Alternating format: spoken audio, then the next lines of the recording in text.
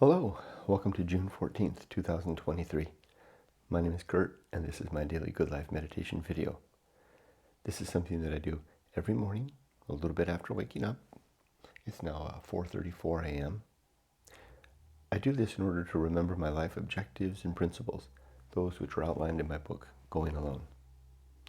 I also use this time to reflect on the last 24 hours, including my sleep, to see how I did with any challenges or opportunities that I met along the way.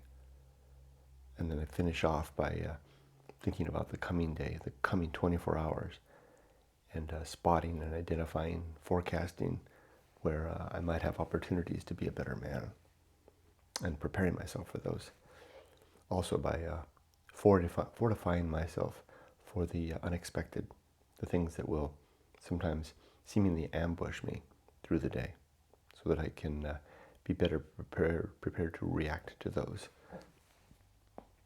in a way that would be in accord with my values and objectives. So let's begin. First, last night and yesterday. Excuse me. I slept very well last night. Another good, sound night of sleep. It's become just routine now. It's not even an issue anymore. Almost like when I was a teenager or in my 20s. Just go to bed, just put my head on the pillow and disappear.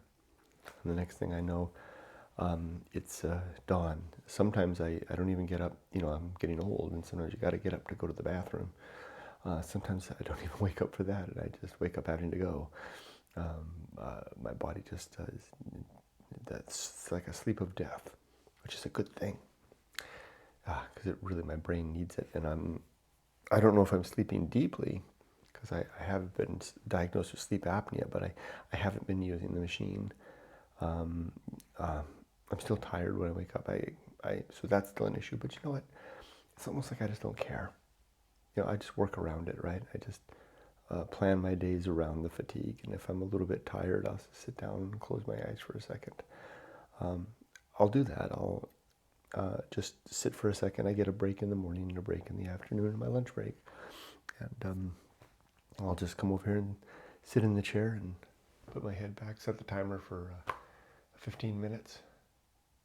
And usually I wake up in 5, feeling refreshed and better. I think I'm probably going to send back the CPAP machine. I'm not going to use that thing, I don't think. All right, on to other things. Yesterday was a good day. Just things are going well at work, which also could be the reason that I'm sleeping better. That probably has a hand in it, come to think of it. Things are good right now. My big projects, I had 3 big projects. I finished 2 of them, and I'm working on the last one, which is really a capital project. It's a project it's a career defining project, and it's going really well. But it took a long time to get here, because we're doing this project in separate waves, and we're near the end, the last wave, and we've got this down and practiced. So it's like, I think it's like a crew on a sailing ship that have finally learned how to really handle the ship in the wind, and we're sailing now. Doesn't mean things won't ambush us along the way, but I can see the end of the race ahead. It's a good feeling. That probably has a lot to do with my sleep, come to think of it. I'll bet that is. That bodes well for the future, right? Because once I retire and I don't have to deal with this stuff, then maybe I'll sleep better then. But there'll be other stuff, right? Health is already beginning to decline, and there'll be other issues and other challenges. But Yumiko and I had some fascinating discussions yesterday at lunchtime, and our lunchtime walk and then our evening walk, namely about the deep importance of having a family.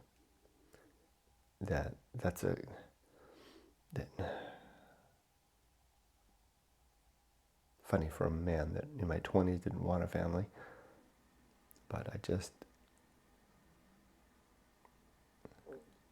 maybe I'll explore that more in different videos and in my writing, but I have a hard time talking about it because it kind of runs counter to the way that I used to think that family was optional to a good life.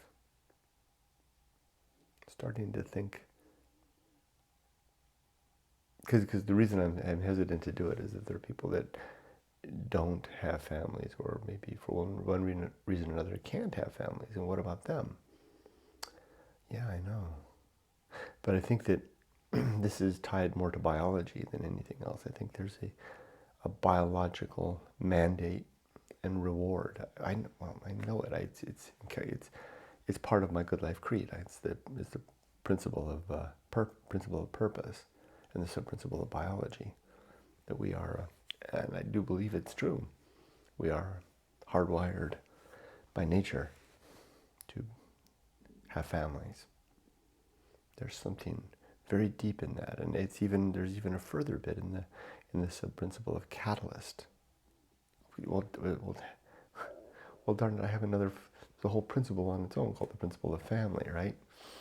I only added that half a year ago. And the sub-principle there is catalyst, that family is the catalyst to achieving our better ends in life.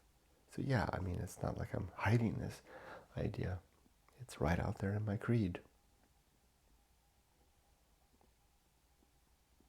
Well, I'll just add, the most interesting part of the conversation yesterday was when Yumiko and I were watching a YouTube channel called Takasu Tile. 2 words, Takasu is a surname, Japanese surname, and tile is in roof tile. And it's a young man, 29 years old, living on his family's farm in a rural area in Japan, who, after his grandfather died, he redid the bonsai potting shed he spent basically $10,000 and built it into a home for himself. It was a single man place. His videos are amazing, just beautiful, just slice of life, just sweet life, food and clothing and decor, and he's helping out with the family, so he's pulling his weight, and he seems to have a very good relationship with his mother and his father, and especially his grandmother, who he's very close with, and he appreciates the family that he has and the farm and everything like that, and he chips in. He's a great guy. But Yumiko and I comment that he's living this fine, sweet life. And I told her, Yumiko, yesterday, after we had watched the latest episode, that it's like living the way that he's living is consuming the family inheritance. It's not that he doesn't chip in. I guess he doesn't chip in. Because the piece that I'm referring to is pressing the family forward into another generation, having children, basically. Now, he has brothers, and his brothers have kids, so we can say that piece is done. So, yeah, that can be satisfied in that way. Yet, okay, let me spin around again. Yumiko had observed that she was jealous. And she said it as such, that a 29-year-old man can live that life where he wakes up in the morning, dresses nicely, has the time to dress nicely, make a beautiful breakfast for himself, go out and tinker in the garden, and then help out with the family planting rice, and then come back and enjoy the evening. No responsibilities, no large cares, very secure in the comfort of his home in the village, and the good relations that he has with everyone in his family, and et cetera, et cetera. And she was like, why is it that he gets to enjoy that at age 29? She's like railing at the universe. It's unfair. Here we are at 60. We're almost there. That's coming for us within a year or two. But, it's at the tail end of life. My comment to her was, yeah, that coming back to the consuming the family inheritance, right? These are the years that he's in right now when he has to, part of his share of pulling the weight is the investiture of energy, time, and heartache even, in furthering the family, pushing the family forward by finding someone to call his spouse and to have children and do all the stuff that's related to that, the 25 years of hard work of raising children, at least one. Then comes that life. Call me old-fashioned, right? But it's a tried and true method. It's what works if we're going to keep our species alive. Maybe not so much anymore, not with how many billions of us there are now. There's other ways, like his family has found the way. The brothers have the kids. Yet, still, it's biologically within us. So coming back to that thing, it's like he's consuming the family inheritance. It's like having the family wealth and spending it as a young man before he husbands and cares for that by creating his own family, bringing his own children and heirs into the world. And then at the end, once the heirs can take over, he can enjoy a half decade, or if he's lucky, a decade of peace, or more, maybe if you're really lucky. That's what we meant. I also said to you, Miko, I believe, and I can't say this from experience, it's just my hypothesis, something is lacking if you don't make that, to again use the word investiture, investment, maybe less fancy word, in the next generation. I can speak from experience on that. I remember being in my 20s, mid-20s, late 20s, and wondering what this was all about, what would bring peace. Now I know. It's doing my duty. As Emerson said, do your work. I've done my work. I have my family. I've raised my kid. There's something about that inside the brain clicks and says, good job. Yeah, your work is here. At ease. Almost dismissed. To be put to pasture after that hard work is done. Now, there's the tricky part. There's the part that I'm hesitant to go this route, because what about those that didn't or couldn't do that? And I don't know. I don't know. Maybe there's other ways. I'm speaking to that biological mandate that doesn't give a damn, that will reward us for being family men and women. And I don't know what to do about those that don't. I'm sure that there's another type of peace. I'm sure of it. Well, I don't know. I'm not sure of it.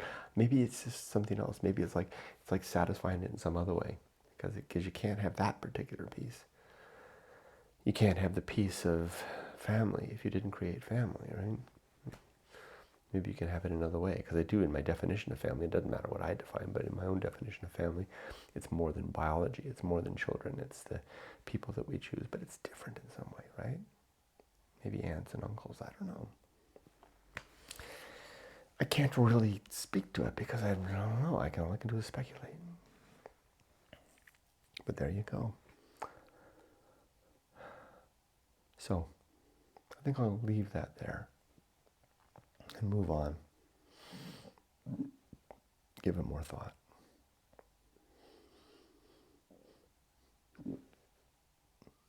Good life creed now. 7 objectives. 1, to be always ready to die. 2, to make good and effective use of time. 3, to develop and maintain good and sound life principles. 4, to cultivate good emotional reactions. 5, to perform good actions. 6, to recognize true limits and true opportunities. And 7, to do just one thing at a time, and do that thing slowly and deliberately and carefully. All of these objectives, the 7 I just recounted, and the 34, which are going to follow in just a second, are in my book, Going Alone, in the chapter titled The Good Life. If you're watching this video on YouTube or on my Facebook page, softypapa, or from Instagram, then you can buy the book. It's right there in the link. It's right there in the listing. Or you can go to my website, goingalone.org, to buy a copy there. You can also get it on Amazon, but if you buy it from my website or from any of these videos, these social media posts, then you'll get a signed copy, illustrated no less. Now for the 34 principles. War, reason, homunculus, anchor hold, home of good and evil, atomic purpose, atomic principle, principle of nature, the pirate ride, maturity, social principle, family, public speaking, temperance, life will not go well, the horror show, that which must be born, the feast of offal, distraction, agency in the great indifference, the best seat in the house,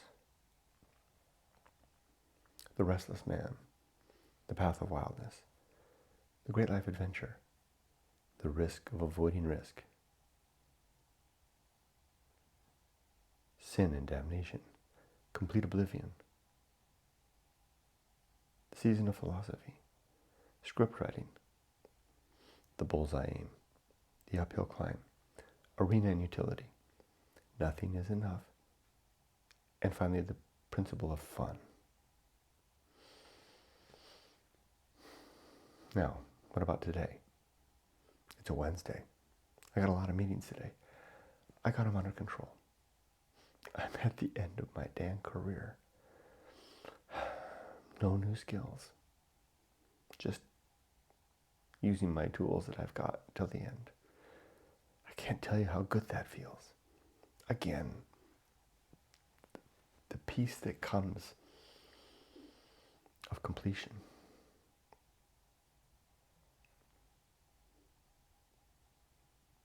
I'll finish there. I wish you all the best.